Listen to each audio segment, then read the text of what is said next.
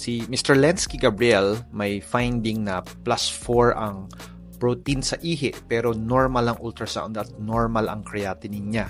Ngayon tinatanong niya kung may gamot ba para sa protein sa ihi niya dahil ayaw niya magpa-biopsy. Kapag kasi may protein sa ihi tapos +4, kadalasan yan ay glomerulonephritis o namamagang kidney o nephrotic syndrome.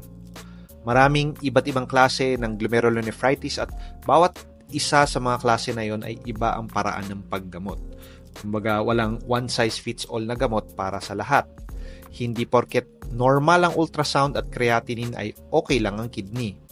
Maaaring nahuli na nasa maagang stage pa lang, yung nagsisimula pa lang yung kidney disease, kaya hindi pa ito kita sa ultrasound. Yung creatinine naman ay delayed tumaas yan, so hindi reliable para malaman kung kailan nagsimula yung sakit mo. Biopsy lamang ang tanging paraan para malaman ang exact cause ng protein sa ihi. Kapag may biopsy findings na, saka ito gagamutin. Kaya may advice sa iyo, Sir Gabriel, ay magpa-biopsy na para magamot yan at makaiwas sa chronic kidney disease.